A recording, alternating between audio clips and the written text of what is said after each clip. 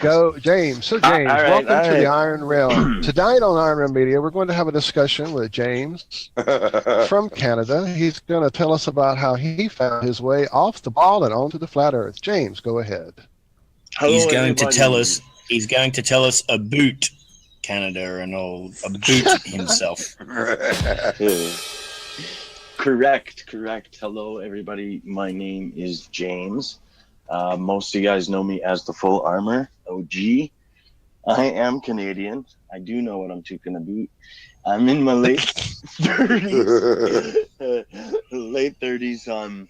Actually, I'll tell you some personal details because I think they're important. I'm adopted. I was adopted into a really, really cool family. I am also a child abuse survivor. I am a cancer survivor, and I'm disabled. In my former life, I used to own and manage like a bunch of companies in like the oil field and like business management related stuff. And when I was younger, I was really interested in things like witchcraft and magic and spells and like kind of what the kids are into nowadays, like with Harry Potter and stuff. And I also was really into video games and played that a lot, and kind of outgrew that and got into aliens and a healthy obsession into Dungeons and Dragons and space stuff and fantasy, and that kind of got into like Lord of the Rings stuff, and that's kind of, I guess I would say, the beginnings of where I kind of had a hankering for knowledge of stuff that maybe I should and maybe sometimes I shouldn't look at. And with what's happened, like in 2014 when I was diagnosed with the cancer, I had like, I mean, it was like life changing. I had a year and a half battle with it. I ended up taking the hard choice and did chemotherapy. I had surgery, and I'm happy to say that I'm cancer free and made it through. But as a result, I'm disabled and deal with nerve damage and leg damage, and I'm not going to be the same. But because of that, it's given me a second chance and a new purpose in life, and that is, to connect with you mates and to get out there and show what's possible and help people to realize that, you know what, the world needs people who are about righteousness and good deeds and who are about togetherness, because they're all trying to pull a big scam on us. They want us to think we hate each other, that we're divided, that everything's rotten, we're running out of room, our food's tainted, we're criminals, and we're all monsters, and we're all going to hell anyways, and we need them. But that's not true, man. And our group proves that. Like, we...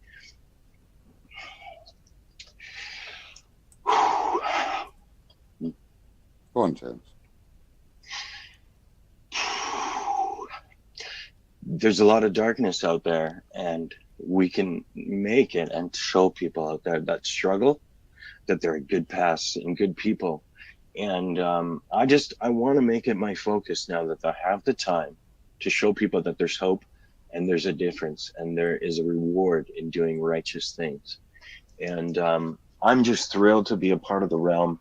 I started looking at conspiracy theories like after I got into aliens, like JFK, then aliens and other planets, and then from there I got into a little bit of the more serious stuff, like Satanist stuff. I really was drawn to the occult shit for whatever reason, and really got into like the bloodlines and the blood rituals and the Jewish stuff. As hard as it is, as unflinching and damaging as it could be, I stuck with it even before Flat Earth. I just stuck my nose into that shit, which usually leaves me in tears because like it brings up all these memories about being abused and shit. But you fight through it, you turn it into something positive, and you learn. And that's what I did. And I found Flat Earth through Mark Sargent's clues, actually, and actually going through my occult research and my struggle with finding out that this rigged system does end somewhere, and it ends with ancient powers of good and evil. So that was quite humbling, but it was all for a reason. So, but yeah, and then I came to Flat Earth through Mark Sargent, Eric Dubé, and honestly, I'm going to share something with you. The first big moment I had was when I heard our very own. You're doing well, James. Doing well. I heard our own Walt on the show, and he was telling the truth and just talking about his experiences with the Ron Hubbard people and those nutbags and what they do, and then I met Josh, and everything changed for us. So I'm just so honored and privileged, and I'm going to leave it at that for right And we now. are as well. Well done, James. Thank you for sharing, not James. easy Thank you to very do, much. Thanks, sir. Thank you so much. We appreciate that. That was just beautiful. Thank you. We love you, James. Found quite a bit of strength through this experience we've all had, finding other like-minded people with different paths that have all kind of come together on this same, and hopefully get some ideas of truth out there that might make other people look at the world around them in a different way. Absolutely. That was good, James. It was. We love you. Thanks, guys. Love you too, man. All right. So I think, Walt, you are up next, good sir. Well, who can follow that? My goodness. Only you, my brother. Good luck. Only you. Well, I'll go up. Don't worry, me. do what, Rob? I'll go up if you don't want to do it. No, go ahead, Rob. I feel like I talk about myself way too much here. Go. Yeah. All right. Well, I started looking into the different side of life. I guess the conspiracies, probably about 2008, when I'm a truck driver. I'm 21 years old. I was driving along the truck and I heard Charlie Sheen talking on Building 7 on 9/11, and I didn't know what the hell he was talking about. So I went home that night and I obviously Googled and YouTubed 9/11 Building 7, and I couldn't believe what I was seeing. No, not many people knew that Building 7 fell over, anything about it, you know what I mean?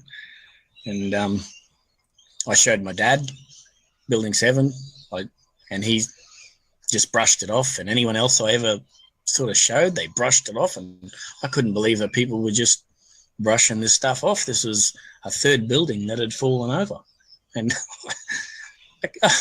I still can't believe that it hasn't come out, that whole storyline was just shit. So I got to thank Charlie Sheen for getting me into it. And then I moved on to, while I was looking into that, Sandy Hook happened, and that was a really, really big deal. And then the Boston bombings, and that was a really, really big deal. And through the Boston bombings, I found a YouTuber called Deep Inside the Rabbit Hole. Has anyone seen him do anything of late? But he's gone missing. He was very, very... You're right. Dave has been gone. Yeah, he's very, he make his short little 2-minute videos and 3-minute videos, lighthearted sort of stuff. He was probably one of my favorite ones. And he did a big thing on Boston. So that's how I got into Dave. And then in early sort of 2015, he started posting a few videos on the Flat Earth. One from Dave Murphy especially. And once again, I couldn't believe what I was seeing. And then Jaron got into it, and he started posting a few videos of people with cameras zooming in and out of ships that were on the ocean.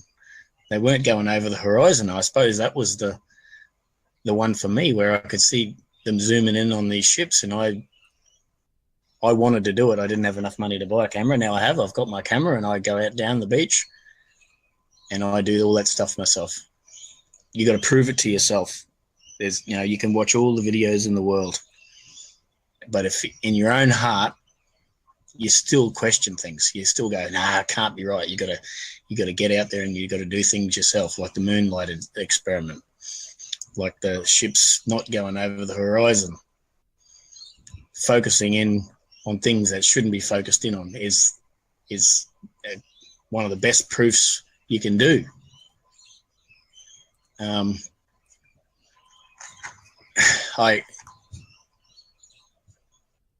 I've got a family with I've got 3 kids, a wife, who look at me strangely, and all my mates look at me strangely, but I don't care. I have battles every day at work. People trying to mock me. I don't care one bit. I actually laugh at them. I laugh at them. I think it's funny. NASA. I show them videos on NASA all the time. Just the shit that NASA put out. E.g. Falcon. I think who does the Falcon, the backwards rocket onto the ground? Who does that? That's SpaceX, isn't it? Is that right, Elon John? Musk. Yes, sir. Yeah, I think that's right. Yeah. Even my office troll, I showed him that. He goes, nah, that's not true. I said, yeah, I know it's not true. That's what I'm trying to tell you. So, just the shit that's out there that they put out there, and they expect, or most people believe it. Come on now, 99% of people believe what they're putting out, don't they? And they, I think but it's even 98 now, Mark. yeah. Oh, is it 98? Yeah. So, I'm not religious. Everyone knows that. Ain't nobody got time for that. I believe I probably believe that there is a God now. I was an atheist. I probably believe that we have a creator now, but I'm not going to spruik on about that. I can't see him. He doesn't help me. He's never helped me. I've had tragedies in my life that he didn't help me with, so I don't believe that there's anyone up there looking down on us. That's something I just can't get into. So I go for visual proofs, like the gyros, like I go down the beach with my camera, like watching the sun, watching the moon, because they're all visual. You can do little things yourself with all those little, getting your own equipment and doing things yourself. That's what I love. And you'll hear me go quiet when we're doing these hangouts, because if we're not doing visual stuff that I can contribute into, then you might hear me go a bit quiet. Yeah. So that's probably me. Any questions? Nice one, Rob. Nah. Nice, Rob. Thank you, sir. Thanks, Wow. Rob. Thank you. Cheers, bro. Am I next? Oh, Yes, sir. Go right ahead. You betcha. Right. Well, my name's Adam. Hi, Meakin. Adam. Firstly, I'm a father. I'm a husband. I've got 2 wonderful kids, Leo and Archie. Hence my Twitter feed at Larchio Red. Professionally, I'm a pharmacist. Registration number 2046169. I've been qualified for. Kind of dawned on me. I think I've been qualified 20 years in the next few months. So quite a while.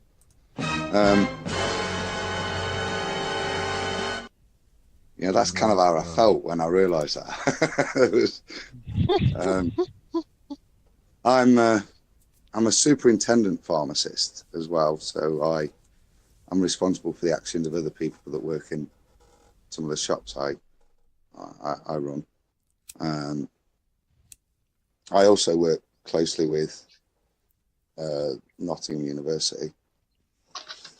I help in the development of the MPharm program, so the development of future students, both here, abroad, internationally, both in China, Malaysia. I'm also involved over there.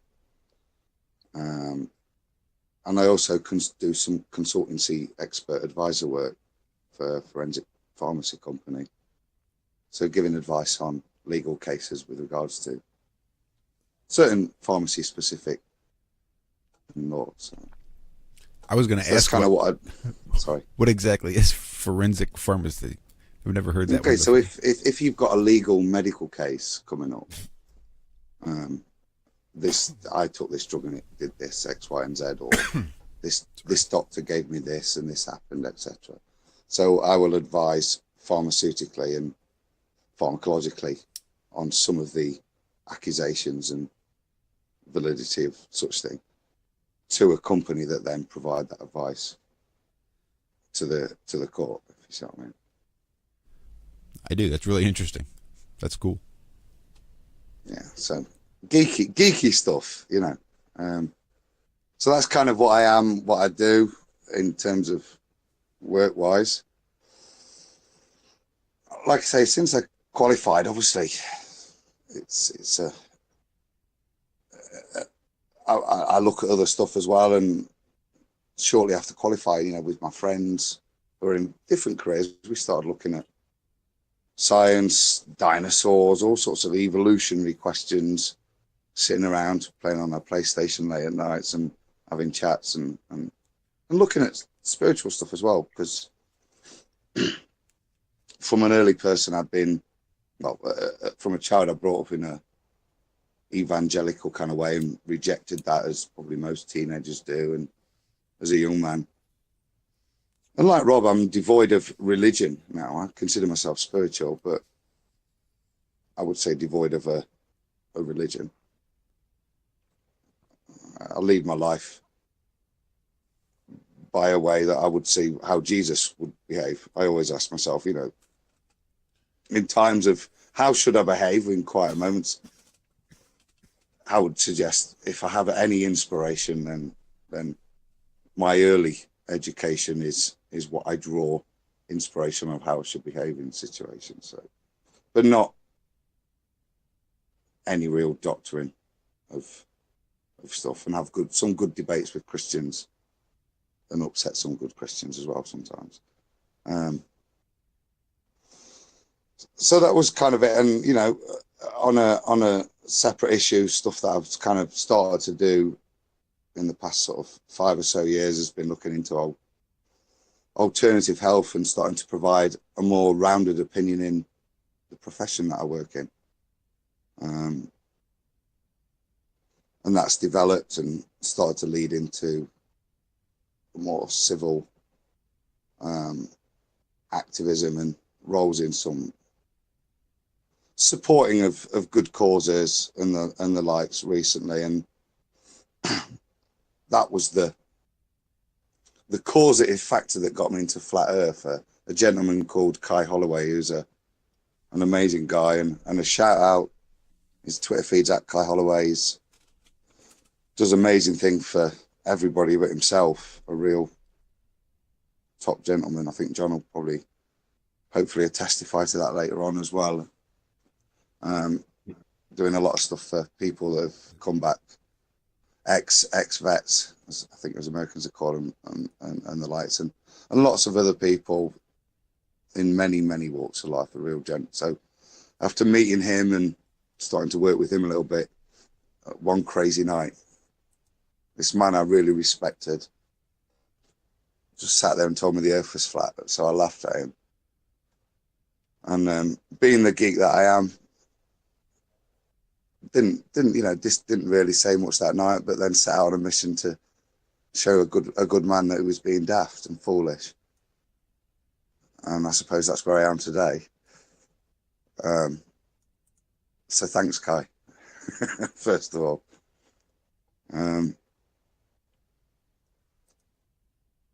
From that, you know, like I said, I then set out on a bit of a mission, and using some of I'm quite good. I do a lot of extra curricular work as well, and the reason I got involved with the universities was pointing out that some of the calculations stuff they were doing was wrong. And when I did that at a lecture, I stood up, and that's how I got invited into Nottingham University, by being a little bit controversial.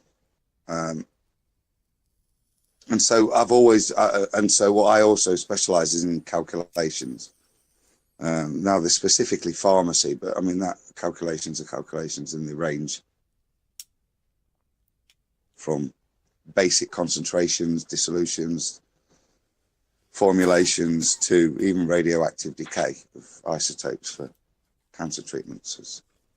So you can calculate what person, you know, if something's decaying radioactively, it's been a while since I've done those sort of things, but so calculations and maths is not it's my pharmacy forte. I wouldn't say I was a mathematician.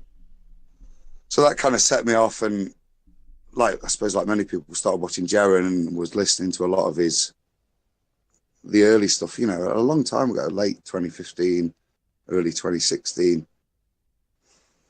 looking at the curvature kind of ponderances of stuff, and got into a lot of maths, which I suppose we may get into a later date, but developed a few formulas, was cocky, confident, reviewed them, still cocky and confident, met Rob, cocky Australian, destroyed all my confidence in my formulas, and really applied a lot but genuinely applied a different perspective. And that's what I said earlier about, just feeding off each other.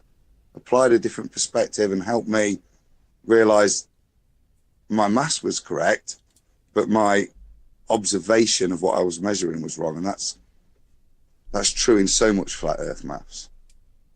And that then led me on to a different way of trying to do ball earth curvature, which I'd love to get into another time in great detail. So I'll just surmise here just to say it's rather than using the approximations that everybody uses, whether that be an approximation to a curve which doesn't fit but only within a certain region, which is the 8 inches per mile squared formula, or whether you use the Pythagorean theorem, which is, measuring triangles into space and extrapolating them down.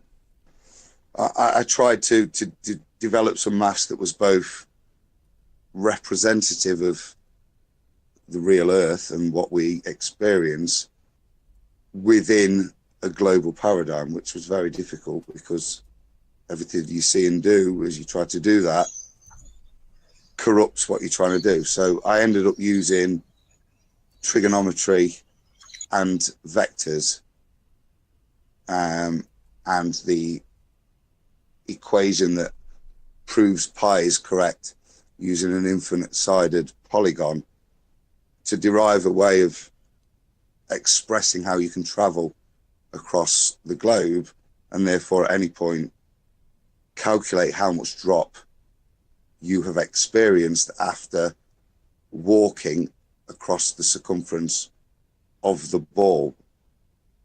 This was related to what you did on the Earth, not what you measured in space, or what was very close to a ball, but was a different formula and only worked within certain regions.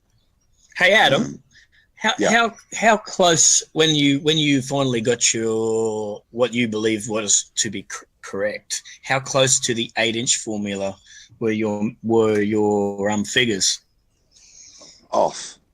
They were they I would suggest that the 8 inches is an underestimate, and probably this is a good segue because it links perfectly in that it was a much closer match. Mine were metric, everything's metric, but it was a much closer match to John's 16-inch measurements.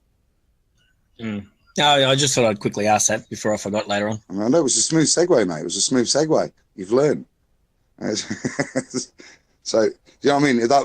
That was the really interesting, and that was when we guys really started to discuss that what I showed was similar to what John was hypothesizing, that the curvature was way out and well underestimated for what it should be.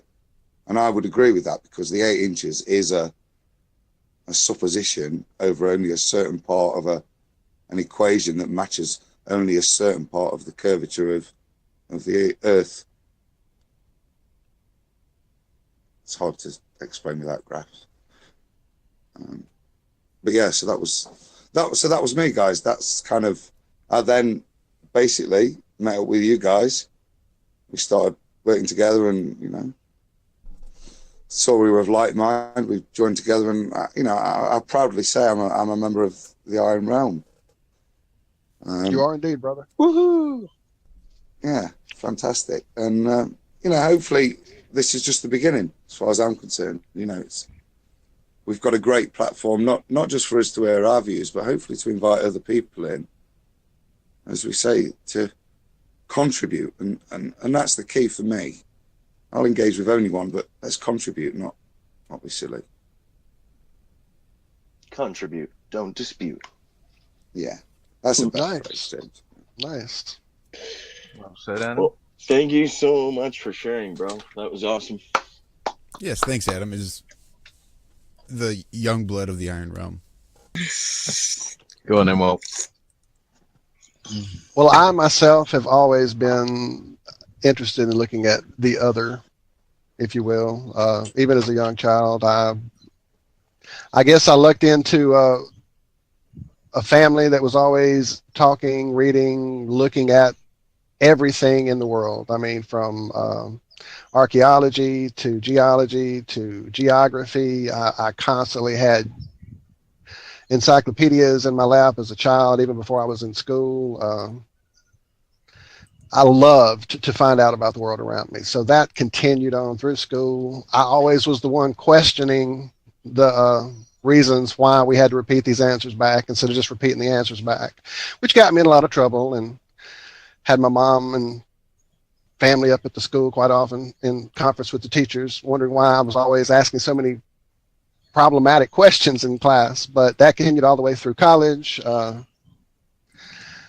There were always questions in everything I was looking at, from the astronomy models that we were given, the heliocentric models, some of the things not adding up, to like I had mentioned on some tweets earlier just this afternoon, and we talked about the circle of clouds around the moon that seem to repel away, and that just doesn't add up from a moon 238,000 miles away. No one could ever give me a great answer for that. And I'm not talking about an ice ring around the moon. I'm talking about clouds going into a circle around the moon, being dissipated and becoming part of that cloud circle. I've seen it happen hundreds of times. If you watch the sky as much as I do, you'll see it yourself.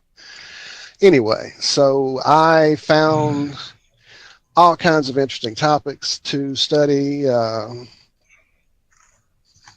I got into ufology at a very young age, and then as an older, just really got serious about it, started going to conventions, met a lot of people who are, known in the field, if you will, Whitley Strieber, Stanton Friedman. I got to know personally Lloyd Pye, whose book on just cannot work was something I also learned as I was a biology major in school. Biology teaches you quickly that what we're showing is evolution just can't hold up, not with the fossil record that they present anyway. But took that idea and kind of meshed it with the Sitchin idea of the alien creator gods, if you will, and that kind of got me sidetracked on that exploration for some years. And then it just started falling apart. I started just seeing too many inconsistencies in those ideas. I mean, here's this advanced race that can genetically modify monkeys and turn them into human beings, but they have huge stone platforms built for rocket technology. That just doesn't add up to me together. Those just seem to be two different technologies. It just didn't hold up. And I started asking questions of these people, and it just started falling apart, and I stopped going to those conventions and stopped communicating with those people. In fact, not long ago, well, I say not, it's probably been close to 7-8 months ago now, I called into a show that Stanton Friedman was actually discussing Flat Earth briefly. I think he kind of got railroaded into that discussion, it seemed, from his reactions on air. I don't think he was quite prepared for the questions and stuff that we threw at him, but I don't think he's going to be a person that's going to come around to the flat Earth idea. It definitely tears apart his whole alien mythology that his career is built upon. So, and it kind of does that with the whole ufology field. So a lot of people I've contacted in that area to see if they are interested in talking about any of this. They're all too clinging to their space myth to ever, see flat Earth as a possibility, which seems to be the case with a lot of people who are science fans, space fans. I myself was a big NASA fan growing up. I watched the first moonwalks, and I didn't miss one at all. I watched all the shuttle missions.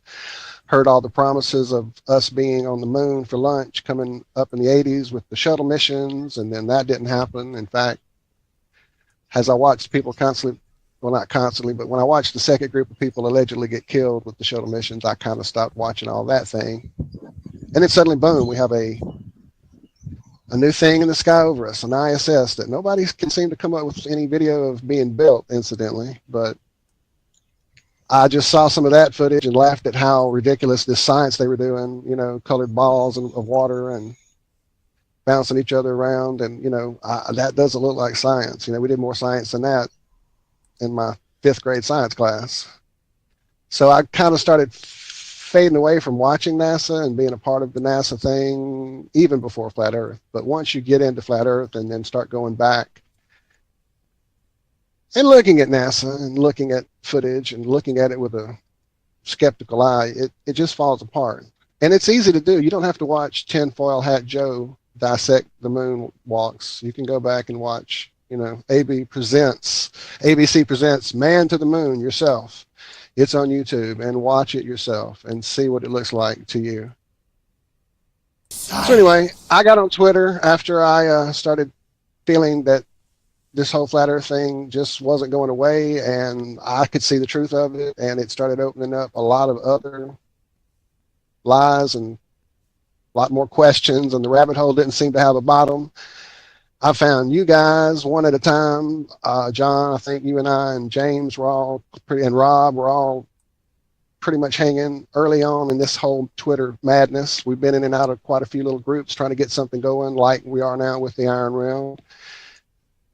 And then we quickly found Josh and added Adam here recently, and I think we are quite a formidable. We have all brought an interesting mix of talent, and as we're all seeing now, an interesting mix of backstories that got us to this point. All of us have a tendency to think a little outside the box, and that definitely helps in this flat earth knowledge. Nice Well, one, Walt. well said, brother. Thank you. Good stuff. All right, John. Now go, John. No, I'm kidding. I don't mind. I'll wet her on for a bit if you want. Who am I? John Savage. Yeah, let's talk about the name for a start. Sovereignty is something I looked into very early on in the law movement, which I'm sure Adam's probably quite familiar with as well. And yeah, I regard myself as a sovereign individual, and as such, I have sovereignty over my name. So I can call myself what the hell I want, and I can call myself something different tomorrow and something different yesterday. But I'm John Savage, but my government may not agree with me. So take that however you want, basically. But yeah, where did I start? Always an inquisitive kid, always getting into trouble. Always been in trouble from day one. My own parents didn't think I was going to live past 18, so that was always a good start for me. Banned from Sunday school for asking silly questions, apparently. Banned for the Cubs for similar offences. Didn't do brilliantly at school.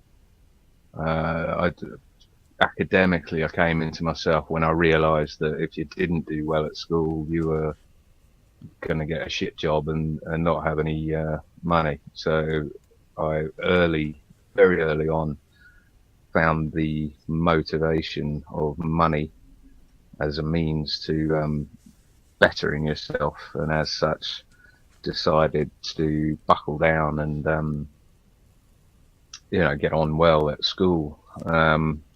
I was always testing things as a kid as well. You just wonder what you could do with an air rifle, and what would happen if you shot it through a pear, and things like this. And unfortunately, it blew the pear apart, but it also went through the fence post and hit the neighbour. So that wasn't a good start either. Always testing things, getting in trouble with that sort of thing, cutting myself with knives and glass and all sorts of stuff. So it was a bit of a nightmare, apparently. All hearsay, because I don't remember it. So yeah, I remember in 1984 reading. I've never been a big reader, so I thought one year I saw a book on the shelf, and it was 1984, and the book was 1984. And it was small and easy to read, so I read that, and that was a bit of an eye opener for me. Parents weren't particularly into this sort of stuff, but they had, they were bookworms big time. I mean, the house almost collapsed because of the weight of the books that were in the house. So I was never short of things to go and rummage around. But yeah, father was a doctor, mother was a nurse.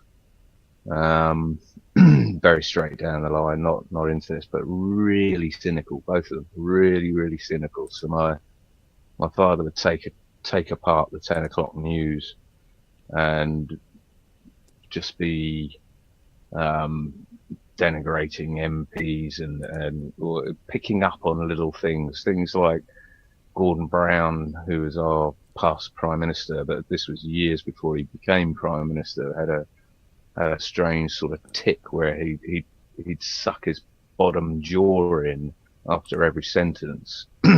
Once that's pointed out to you, you'll never be able to watch him again without seeing it. But it was little things like that started me on the road to complete and utter cynicism. Done pretty much most jobs under the sun, you name it, most manual labour, non-thinking brown, blue shirt collared jobs before I went to university. Did a law-related degree at university, got sucked into that, and saw the corruption within the university bandwagon, and that woke me up again. I went on, did nothing in law because there were no jobs. I was sold a funky degree that was law related in another, in a not sort of orthodox area of business, and there were absolutely no degrees, no jobs available. I think out of 300 or 400 people that did the degree, only my best mate was the only one that went into that industry intended for the degree. So that was a complete sellout again. So I did what everyone else did and went into IT, and my insatiable greed for money propelled me up the ladder in IT in central London, not the city. I never worked in the city because you just didn't get jobs in the city unless you had the right financial background in order to work on the city firm, on their systems, which I always thought was strange, but now makes perfect sense. So I got to the ranks of IT manager of an international company, and we had offices in Milan and Hong Kong, Malaysia, Australia, all over the place. So that was sort of reached the pinnacle there, and was looking for directorship, which I couldn't see coming very, very quickly. And then 9/11 happened, and I remember I was sat at home. Was it 2001? I just spent. Well, I didn't. I bunged it on the credit card. A £4,000 plasma screen. I think it was 42-inch plasma screen thing. And I remember having the estate agents around because I was trying to flog the flat. And I had this running in the background. I was working from home and could see this building on smoking out the corner of my eye, and I thought it was a documentary on Chernobyl for about 2 hours. And then I looked at it and I was like, what the hell is this? And turned it on, and it was literally about a minute before the second CGI plane flew into the building, and yeah, from that moment I was like, what is going on here, and started looking up and found Alex Jones and fell into that rabbit hole for years on end. Yeah, and that woke me up quite a bit. So I decided the money aspects of things wasn't making me happy. London wasn't making me happy. I just met my wife to be, and she was pretty happy to leave London as well. She was a good Australian girl there, Rob. And so we left London, jacked it all in. We're all good, John. Yeah, absolutely. Yeah, packed everything up, bought a van, moved down to the country where I'm still now, and fell into a job becoming a cook in a pub that was quite renowned for good food and was named by, well, celebrities were there quite often. It was really out in the back, out in the deepest, darkest depths of Dorset. And so yeah, we'd have all sorts of different personalities coming in with their dogs and eating and all that sort of thing. And I absolutely adored the job because I wasn't in charge. I'd given up being the manager. I was sick of being in charge of people. I was sick of having the buck stopping with me. I just wanted to do a job where someone was telling me what to do, and all I had to do was sit and do it.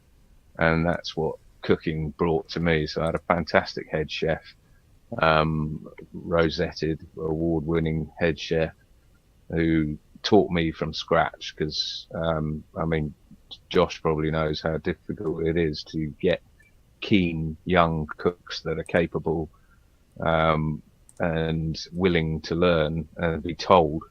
And what I was a keen old sort of cook and capable of being told what to do, because that's exactly what I wanted. What was that? That was the Bionic Man. Ah, of course. So I've lived all over the world. I've lived in Ireland and Canada and the UK mainly, most of my life. Africa. I worked in Africa as a scuba diver, a research scuba diver for the Tanzanian government. Only later, well, the project was to stop the locals from dynamite fishing and blowing up their coral reef, which I thought was a fantastic cause. So I spent a number of months out there bobbing around underwater, scuba diving. It was only years later that I found out that the University of Dar es Salaam was actually funded by the Rockefeller Foundation, and the whole point of why I was out there and what I was doing was to aid with the depopulation and regulation of the food supply and fishing and all the rest of it. So that was another wake up call for me that I realised I'd been sucked into. So yeah, you can find me on Twitter at SwearyG. I've got a blog now because it was just damn sight easier than going around the same arguments with people on Twitter. So the blog's at savageplane.wordpress. something or other. YouTube, just look up John Savage gyroscopes or gyro. So yeah, I went from. I mean, I suppose my awakening really has been my whole life. It's all the way through, from having a dawn raid at 13 for being the ringleader of a party that I wasn't even at, because I was already grounded for doing something else. But having the copper sitting at the table cracking her knuckles, and then me having a personal tour of the cells at the police station, and my mum and dad sort of, you know, nodding away, going, "Yeah, that's fine," even though I hadn't bloody done anything. So that sort of woke me up, and then woke up to, you know, the government and voting, and seeing my mother going from yelling at the TV because the Tories were in power, and then thinking, okay, well, then Labour got into power, and seeing her carry on yelling at the TV because Labour had backstabbed her, and what we need is a Tory government, and seeing the Tory government come in and vice versa, and then the Labour government, and nothing getting any better, and you know, everyone else just sitting there yelling at a screen. It just put me off. I mean, I've never voted ever, and you know, people have arguments for and against that, but I'm never going to vote in an election that will be the choice between two evils, the better of two evils. That's not a choice to me in the slightest. That's a veil being drawn over the slaves' eyes to convince them that they have some sort of control. So when the internet came along, you know, after 9/11 and stuff, I thought, okay, we're obviously being lied to here. I've got to find, you know, I'm going to pick a subject, and I'm just going to do it to death. I'm going to research it to death and see what happens, and chose the moon landings as the subject, and spent about 3 years researching that, with the conclusion that it was 100% hoax, fake. Nothing was true about it. So that, for most people, that is, you know, a massive eye opener, along with the 9/11 and that sort of thing. So from there, I went on to health, natural health, and cured myself of an ailment that I'd had for 20 years, that my father, mother, specialists, and all the old boy network, from my dad being a doctor, none of them could do anything other than prescribe new and improved antibiotics or something along these lines. When in actual fact turned out to be my root canal tooth that was slowly poisoning me with arsenic, and curing it myself by, not myself removing it, I got a very good dentist to remove it, curing it myself with the side effects with colloidal silver, which is fantastic stuff. So after learning all of that, basically someone came up to me and told me to trust them, believe me, you know, have faith in me. And I thought, no, I can't trust, believe, or have faith in anyone again, unless I see it for myself. Unless I can prove it to myself, then I'm not going to assume it's correct or wrong. It's just in the box now, a huge box in my head of I don't know. I'm science-based. I was always science-based. I would have loved to have gone on to do robotics at Reading. It was what I really wanted to do. I did a year of advanced physics and pure and applied maths, but then had the funding pulled because I wasn't bettering myself from a BTEC in business or whatever the hell I had. I'd say I probably was an atheist before finding flat Earth. Although I think at the back of my mind, I always knew none of this could be by chance. It was just too fantastic to be by chance. And evolution, although I bought it and ran with it, nothing sat properly with it. So I'm not religious in any way, because I can't prove all aspects of religion. If I could prove it, then I would. If you know, I agree with the Bible because it's with the sections of the Bible that describe it as flat and stationary, and that the sun goes round us, and those aspects. But is in terms of a dome, you know, I've researched it. I can't personally test it at the moment. I haven't found a way, so I'm not a proponent of the dome or the infinite plane, because I've never been to Antarctica. I've never been to the North Pole. I've been everywhere in between, but if I can't prove it, then I'm not going to stick my hat on it. So I was woken up by Eric DeBay, basically. I think it was about March 2015. I heard about half an hour of the interview with the Higher Side Chats with Greg Gregson.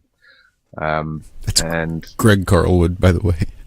Greg Carlwood, yeah, that's the one. And that was it. I think within half an hour, I just smacked myself in the head, face palm, gone. Of course, that's it. Everything fits out. I already knew at that point the moon landings were fake, but I never knew why. And this provided an absolutely explainable reason for the whole thing. So it was Dubay and Powerland with his pictorial painting stuff that really woke me up. And then enjoyed listening to the Ball Earth Skeptics show with John LeBon and all the other crew. And My Perspective, Rory, with his fantastic 3D graphics, or his graphical programs to explain it. Rob Skeever from the religious biblical point of view, and going back as far as I can with that. That's brilliant. And then reading the book Zetetic by Samuel Robotham, which was just an absolute blast. I'd never read a book like it. It was incredible. And the other one, Kings Dethroned by Meakin, I can't remember his name. That's pretty much got me to this point. Almost solely on Twitter, almost full time every day. And I'm a very, very proud member of the Iron Realm panel. Thank you guys for having me here. As long as I'm welcome, I'll be here. I think that's about it. Unless you got any questions. Don't ask me when I shagged my wife again. I remember. Yes. Last week it was IRM after hours apparently. But man, that was a great. Wow. You've been through some amazing things and have experienced some amazing stuff, brother. But we got one more to go, and John, that was amazing testimony. Thank you so much for sharing that. Cheers, bud. So I think we have one to go, right? Yep. Nope. Yeah. Not on Walt. I did enough, I Not think. Walt, sorry. Yeah, Josh could go. We Unreal. could all go hours, I'm sure. No, I think that's been an episode of Iron Realm Media. Everybody have a great night. And we'll see you next week. This guy. Technician. This guy. I thought the light show was about to begin. This would be boring anyway, so switch off, everybody. Good night, everybody. Yeah, there's nothing to see here, for real. I'll try to keep this relatively quick. My kid's kind of upstairs wanting dinner, so I got to go grab a pizza here before too long. So luckily it's only 5 minutes. There's not a whole lot to say. I've got really good genes, and I've managed to muck it all up with some really poor life choices. But I'm happy where I am now. I got married probably right at the beginning of the millennia, right around 2000. Had a son shortly thereafter. He's 15 now. My life has always been sort of this pulling at the thread of waking up. Like I could always hear the alarm clock going off, but I was in such a deep sleep that I wasn't paying enough attention to it. Every once in a while, my consciousness would drift and I could catch it, just a faint alarm clock, but nothing fully woke me up. So things like the Philadelphia experiment and even Bigfoot or aliens and little things that would just make me say, that's not at all what they've been telling us is possible. I mean, that's complete opposite of what I'm told is the extent of our reality. So there's always that curiosity there. Alex Jones did have his hand in waking me up as well. He does definitely help you break out of that first stage. And he's definitely sort of a loud alarm clock, if nothing else. A loud, weepy alarm clock. So listen to Alex Jones. I got into the lawful research as well. Went head over heels in that for a couple years. One of the guys that was putting out some really solid information with the legal, lawful debate happened to put up one time about how stupid these ballers were that believed we lived on a spinny ball.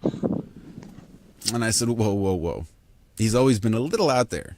Because you spend so much time in research, you can get a little out there sometimes. You know, you do tend to get a little Asperger if you don't get out and socialize every once in a while. So I just thought maybe he'd gone a little deep in... Adam, can you mute? There you go. I was going to say, if you don't get out and socialize, you can tend to drift away and become unrelatable. So maybe I thought that's what had happened with him. This flat earther's no possible way. This was right at the end of 2014, I guess. It was before the clues came out. So there was Eric Dubé, and there was maybe a handful of others. There wasn't really anything out there. So I'd say by January, I was a flat earther. By 2015, I was definitely a flat earther. Right at the end of 14 is when it kicked in for me. Let's see, what happened after that? Not much. I've been divorced. Probably going on 8 years now. So that's always fun. Just to clear that up so that I'm not still married. Been with my girlfriend about 4 years now. What else? You know, we talk about this all the time. I never actually anticipated having to do it. It's true. You're doing great, man. I don't know. We'll just jump right into the phone calls. I guess that's the only thing worth really mentioning that's been happening in the last decade or so in my life. But, when B.O.B. and Neil deGrasse Tyson got in their Twitter battle, and Neil deGrasse went on television and dropped his mic saying, hey, look, it's gravity. This is why we live on a spinny ball. Here in St. Louis, our afternoon drive time has the top radio show is a talk radio show for like a conservative talk radio station. And they brought up the story talking about Neil deGrasse Tyson coming on the TV and the whole Twitter beef. So I wanted to call in just to let them know that Flat Earth just isn't easily dismissed. I thought that would be about the extent of it. 10, 15 seconds from their callers. That's about it. They give you the boot. They'll talk about it for a couple minutes and move on. It's a radio show. But they had me on for an entire segment, I think, or two, and then invited me to go in. And then I spent all of last year going in damn near once a week, all the way downtown St. Louis into the radio station to go on the air to talk conspiracies, truth or things, flat earth, whatever. Basically, a lot of times it was whatever I wanted. I got into the black goo and cloning and all kinds of crazy stuff right up until before the holiday break, right in November. We did a show on Pizzagate. And they asked me what kind of people would sacrifice young children, and I got into talking about people from Khazaria and Ashkenazis and things like that. And while it was a good show and they didn't seem too upset, I've not been invited back since. So there's always that. And as far as Iron Realm goes, I got into the Iron Realm right after my first or second appearance on the radio show. There were listeners that would interact with the radio show via Twitter, and since I was typically one of those Fedbook guys, spent all my time there, I went ahead and signed up for a Twitter account, and I guess I'd been sharing my appearances on the radio show, and I guess it was Rob that found me and invited me in. And I really had no idea what to expect. They were wanting to start a podcast, and I'm just some average schmo who just happened to wander into a radio station, essentially. But turns out they weren't even anywhere near starting a podcast. They were just a bunch of guys talking about what fun it would be. But we spent the next year trying to put our skills together and see which way we could best utilize everyone's individual skills. And we are what we are because of who we are. And I think it's turning out wonderfully. When are we going to start that podcast, by the way? I don't know. It's I look forward to it. Whenever it happens, I think it's going to be really good. That's a good question. Great question. We're not rushing things, are we? We like to do things at a pace. I think whenever it happens, it'll be a slow evolving process anyway. So don't worry about it. That was lovely, Josh. Well, Sorry, thanks. you probably hadn't finished. Oh, I was done before I started. Great stuff. Great stuff. But no, I've made all It's sorts of bad interesting how- choices. So anybody wants to know what sort of bad choices I've made damn near all of them. So I'd be more than happy Tell to. us. Oh, like what? I mean, I've really done all sorts of. I mean, as a young father, starting out with the new child, I was a horrible father. I was a horrible husband. I was a horrible son. I was a horrible brother. I mean, I could talk about all the horrible things I've done. I really have no problem doing that anymore. If you really want to hear it. Let's focus on how big a heart you have and how great a guy you are today. No, dude, it's amazing. I've gone through some All changes, the that's shit for things sure. I've done, though, I wouldn't change any of it. It's made me what I am today. Everything we've all done, be it good, bad, ugly, whatever, all's gotten us to the point that we are here now together and are creating something that's going to really, I hope, be a force of change. I've always had that one consistent type. This is the core personality of me is always kind of shown through, regardless of how screwed up my psychology was. And it's always been one of those that questioned things and that would argue things and looked at things differently than most other people just for the sake of seeing how many different ways you can look at one thing. And I totally forgot where I was going with that. But yeah, there's something, I guess. I don't know. I got to go get a pizza. For everybody out there who isn't on Twitter, on YouTube out there that's listening or watching, you definitely should get on Twitter with us and follow and hang out. We definitely, it tends to, I say it does, it filters out a lot of the riffraff. You won't see as much silliness as you do on some of the other social media.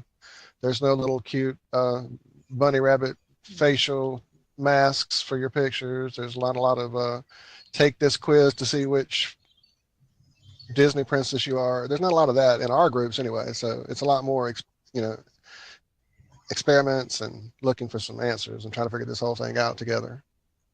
So there's a few in the chat with us. We definitely want to get you guys to drop your Twitter handles there so we can check out and hang out with you guys on Twitter. And then the other thing is too, how many folks are engaging right now? You can find us and interact with us anytime. Ask us a question, ask the group a question. Find us, interact with us on Twitter. Just such an underutilized place for Flat Earth. As you see, everything seems to be YouTube and Facebook and Instagram. Sometimes Twitter's a really worthy place. I know we've all given them out before, but everybody can go ahead and give out their handle here if you want to on the show. I'm at Facebones777. I'll drop it there in the chat as well. Rob Freddy for me. Rob_Freddy for me. At the FullArmor OG.